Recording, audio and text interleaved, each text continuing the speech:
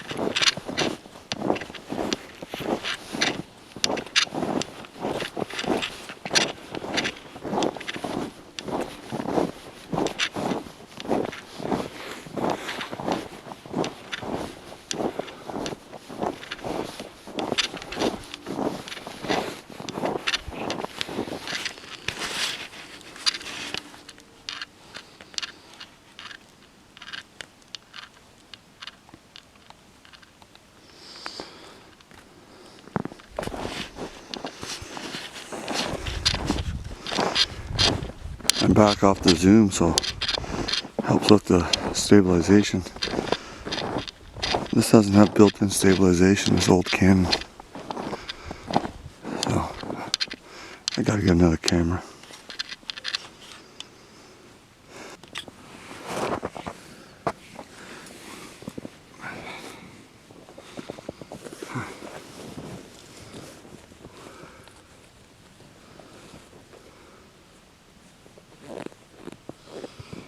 Alright. Okay, so hopefully you can see me there. I just put my Canon on a rock on my gloves. Couldn't find my tripod. I'll have to dig through a bunch of stuff. But anyway, I want to mention that in this video, in the video that I'm going to show you, is an area on where there's a hydro cut where I was getting some pretty good evidence, some vocals, but mostly a lot of Sasquatch like moving in the trees and stuff like that. But it's also the trail where I came across a trackway going north, and that led me to the Sasquatch dunes, Sas dunes. And I pulled a lot of research out of there, prints, visuals, audio, everything, and a lot of experience off camera. But the reason I want to talk to you today is on the trail there, you can see where they bent over trees to keep people out. I was thinking they were trying to keep the quads out, the noisy quads, but you don't know, right? But anyway, they're right there behind the trees, like not on the trail, but there's a ditch on the left, and there's a lot more contrast dark shapes in it mixed in with the branches that wasn't normally there. It's an older clip, but when I took a still shot of that old footage, there's one laying like this with its arm up watching me come towards their little blockade. And then there's I think I got a still of another one behind a rock, a juvie like just peeking over like from his nose up. So pretty cool, but to have the power, and there's more than just power to it, because when you can force, if something you're that strong, you can break a tree, right? But there's got to be a certain ability to bend it without breaking it. I mean, you know what, the trees are brittle in winter, so you know it's almost like they're using some kind of energy force that's less aggressive on the tree to bend them or something, I don't know, instead of just raw power. I talked about that in a video where I discussed how they can hit without leaving marks. They hit my van. I thought my van back quarter panel was smashed.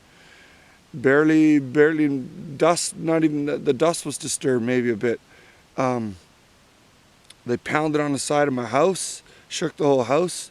Not a crack in my brittle siding. When I put my ladder up, my ladder cracked the siding, a little aluminum ladder. And then they were on my roof, my metal roof, and when I walk on it, I leave the little indent pockets, you know, that eventually pop up. But they were on it, and they were pounding it. And that gets to another point here. I haven't been posting because I'm researching Dogman and Gugwe cryptids, which is going to be a part of my 2025 Nebraska presentation at Grand Island there. So I'm not posting because I'm saving stuff up for my lecture. Lisa and I are going down there. There's some other great speakers. Ron Moorhead, MK Davis going to be there, and you know, like Christy and Sci-Fi, and Robin is going to be there. So pretty awesome. Make sure you head down for that one. But yeah, that's what I'm saving. And the reason I'm back in here because 2 times ago I got a whole bunch of tree knocks coming out of here, and I put the audio on my laptop, but then after that I upgraded my laptop drive, and they were supposed to clone everything over, but they couldn't, so I lost stuff, a lot of stuff. So but you know, tree knocks, I got tree knocks before, but there was like a dozen of them going out. And then the last time Lisa and I were in here walking in the winter like it is now, we heard a really aggressive tree knock that sounded like the tailgate of a dumpster slamming shut, you know, like a dump truck dumping, and then ksh. And that's telltale sign, from what I understand, of Dogman Gugwe. They seem to give off a different energy, or I don't know, I can't explain why it always sounds metal sounding, but yeah, I mean, I've heard that before, where it sounds like someone was pounding on a metal sign in the middle of the woods, or a dump truck tailgate slamming, as I said. So yeah, so I'm back, and one other thing is I need to upgrade to a camcorder. Cell phones don't cut it. They're okay for selfie videos and stuff like that. The Canon DSLs are okay for point and shoot, but if you point your camera at them, they don't move. So with a camcorder, and I might post my PayPal below there, with a camcorder you can be sneaky with it and film in different directions, tilt the view screen and film over there while you're looking that way, but you can still see what you're doing. That's how I got footage at the dunes, because I did a blind pan of them on the ridge, and then one was really close, and I showed that guy last year, and it shocked everybody. In daylight, one 10-12 feet behind me, or maybe like 5 yards or something, but something like that. And daylight came right up to where I just left minutes before. So this year, Dogman Gugwe presentation by Lisa and myself at the Nebraska conference in Grand Island. So make sure you check it out, and thanks for watching. I'll see you soon. Oh, let me know if you see anything behind me, because I've gotten pictures of them over there. All right, until next time.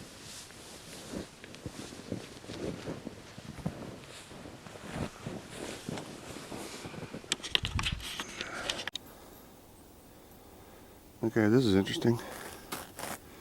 Got some fallen trees, but those white birch aren't broken. They're pushed over, and what are the chances that they'd be interwoven like that?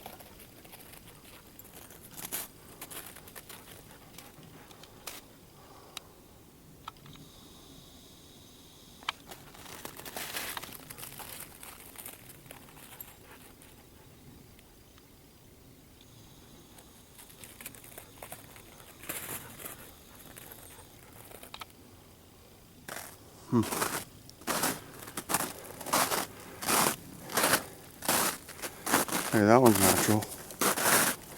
Well, at least I think it is. I can't see the bottom. Those ones aren't broke.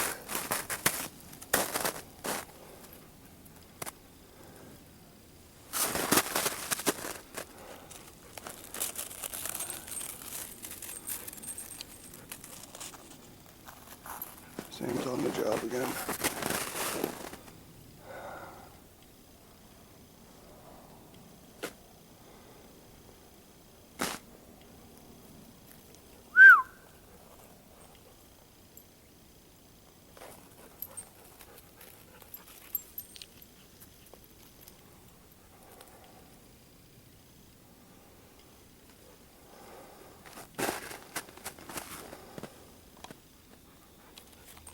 Okay, let's push on.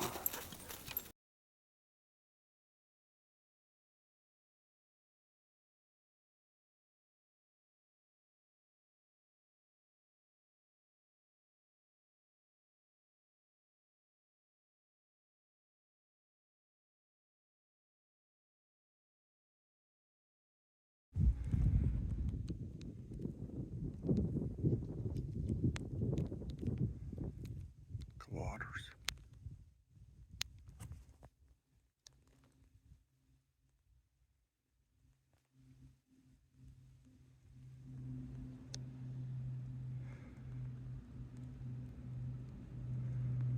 Three of them there.